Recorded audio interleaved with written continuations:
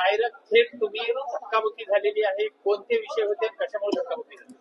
मुळात परिस्थिती अशी आहे की बहुजन विकास आघाडीचे काही लोकप्रतिनिधी हे मान्य करायला तयार नाहीत की वसई आणि नालासोपारामध्ये त्यांचा पराभव झालाय. लोकांनी त्यांच्या आमदार पदाच्या उमेदवारांना नाकारलंय आणि हाच उल्लेख ज्या वेळेला घोषणाबाजी झाली त्यावेळेला हा उल्लेख झाला की लोकांनी नाकारलाय. परंतु त्यांना का झोंबलं हे मला कळत नाही. मुळात लोकशाहीमध्ये आम्हालाही वर्षानुवर्ष लोकांनी नाकारलं, आम्ही ते स्वीकारलं आणि आम्ही मोठ्या मनाने पुन्हा एकदा कामाला लागलो. परंतु आजही अनेक काही त्यांचे नगरसेवक जे आहेत, काही लोक त्यांचे जे कार्यकर्ते आहेत ते हे सत्यच स्वीकारायला तयार नाहीत आणि त्यामुळे नाकारलंय हा शब्द कसा वापरला किंवा घरी बसवला हा शब्द कसा वापरला असं करून त्यांनी अत्यंत वाईट पद्धतीने वागायला सुरुवात केली, काही अपशब्द वापरायला सुरुवात केली. त्यामुळे आमचे सुद्धा सदस्य जे होते त्यांनी त्याला प्रत्युत्तर दिलं आणि त्यामुळे त्यानंतर जो काही प्रकार झाला तो आपण सगळ्यांनी बघितला. हा अत्यंत निषेधार्ह. या महासभेमध्ये जनतेनं नाकारल्याचा आणि विषयाचा अर्थात काय संबंध होता की त्याच्यामुळे जनतेनं नाकारला हा विषय काढला? कारण विषयाची सभा महासभा मुळात बोलताना वेगवेगळे शब्द आले, वेगवेगळे विषय आले, घोषणा आल्या, त्याच्यावरून जनतेने जे नाकारलंय त्याच्यावरती आला विषय.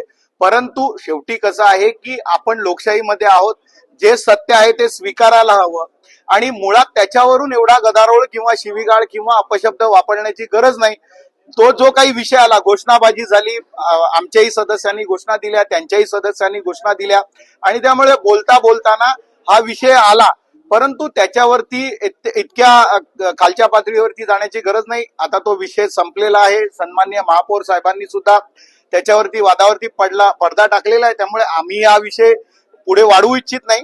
परंतु लोकशाहीमध्ये आपला पराभव स्वीकारण्याची मानसिकता ही लोकांनी तयार करायला पाहिजे, बहुजन विकास आघाडीवाल्यांनी पण तयार करायला पाहिजे अशी अपेक्षा आहे.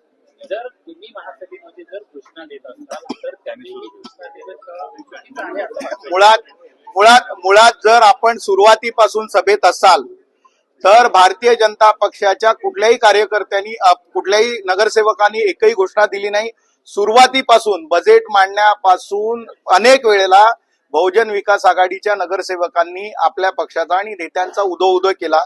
हे 4 ते 5 वेळा घडल्यानंतर ज्या वेळेला बुलेट ट्रेनचा विषय आला त्यावेळेला हा केंद्र सरकारचा प्रोजेक्ट आहे, नरेंद्र मोदीजींचा ड्रीम प्रोजेक्ट आहे आणि त्याचं एक केंद्र किंवा त्याचं एक आपलं स्टेशन हे नालासोपारा पूर्वेला होतंय.